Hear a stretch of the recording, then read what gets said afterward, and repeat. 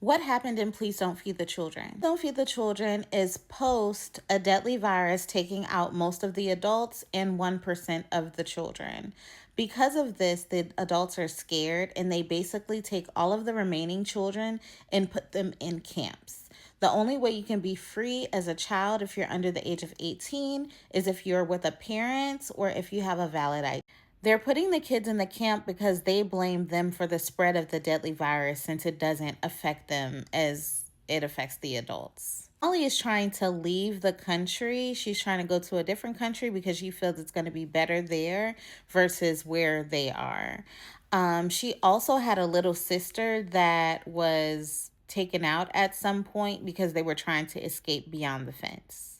While she's trying to escape, she meets up with another boy who basically helps her from getting caught by the police, and he takes her back to his group.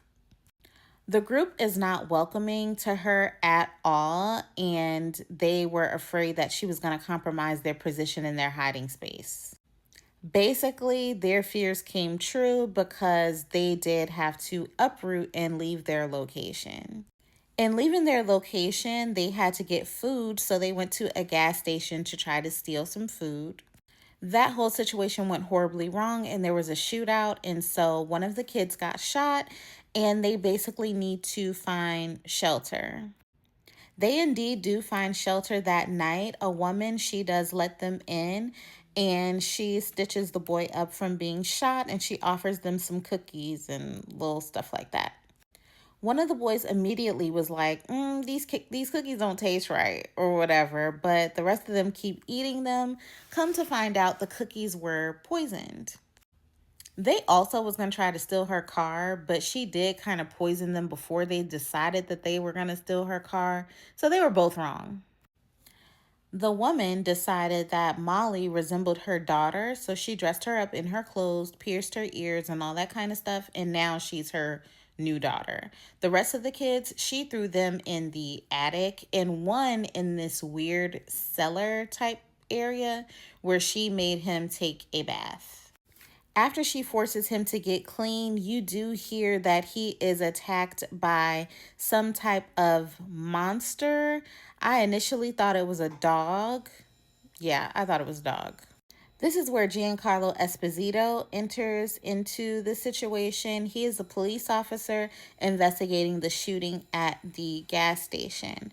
He basically is checking the lady's house because their car was abandoned near her house, so he wanted to check stuff out.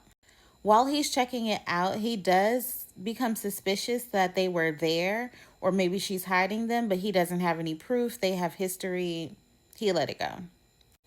Long story short, after several attempts of escape by the children, they find out what's in the basement. And what is in the basement is her husband. Now, she initially said that her husband, he was at work or whatever. He's like a police officer. But no, he was in the basement and he is a zombie cannibal.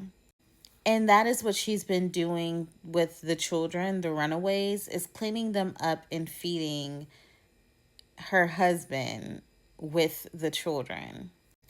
Giancarlo Esposito comes back after he notices some odd stuff going on. He ends up getting shot. Everybody end up dying. The zombie, the lady, the original girl Molly, and the boy that initially saved her, they were able to get away. She's up here trying to drive them to the border. But then they show the boy in the back seat. He looks like he has been bitten, and the movie goes off. Now, me telling it, it sounds like a really, really good movie. It had potential to be really, really good. It just fell flat in a few areas. It fell flat in a lot of areas. But that is my little under 5 minute recap of Please Don't Feed the Children.